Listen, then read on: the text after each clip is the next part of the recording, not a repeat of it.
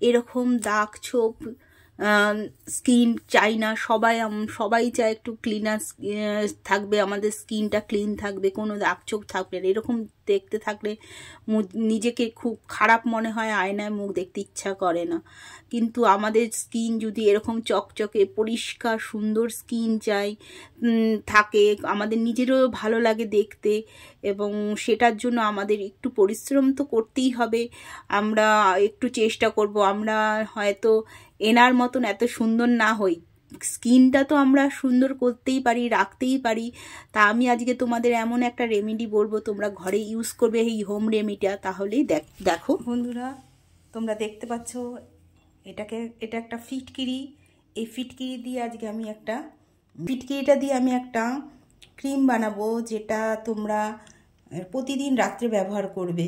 কি করব, এই ফিটকিরিটাকে আমি ব্লেন্ডারে বা এরকম ধরনের কিছু থাকলে সেগুলো দিয়েও তোমরা গুঁড়ো করতে পারো, ব্লেন্ডারেও গুঁড়ো করতে পারো। তা আমি দেখো ব্লেন্ডারে গুঁড়ো করে নিয়েছি, না এইটাতেই আমি গুঁড়ো করেছি, ব্লেন্ডার না দিয়ে অল্প একটু নিয়ে দেখো এরকম করে গুঁড়ো করে আমি এরকম ছেঁকে নিয়েছি। এর সঙ্গে আমি মেশাবো কয়েকটা জিনিস, যেটা মেশালে তোমাদের দেখবে যাদের খুব মুখে পিগমেন্ট আছে, খুব দাগ ছোপ রয়েছে, সেটা খুব ভালোভাবেই অনেকটা আস্তে আস্তে কমে যাবে। দেখো, তা এটা নেওয়ার পরে আমি এটার সঙ্গে দেব একটা ভিটামিন ই ক্যাপসুল, আর দেব এর মধ্যে দেব কোকোনাট অয়েল। তোমরা যে কোনো কোকোনাট অয়েল ইউজ করতে পারো। আমি এই কোকোনাট অয়েলটা মেশাচ্ছি।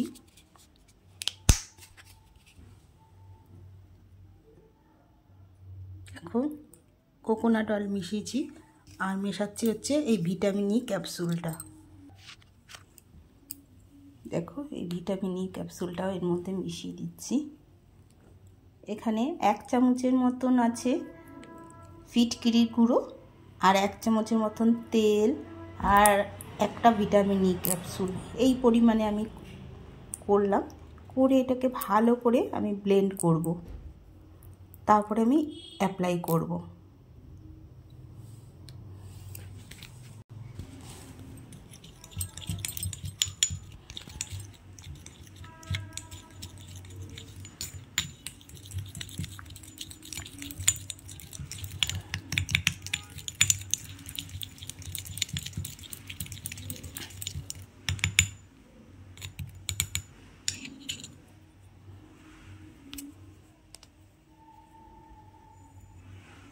এটা ইউজ করতে হবে রাতে শুতে যাওয়ার আগে।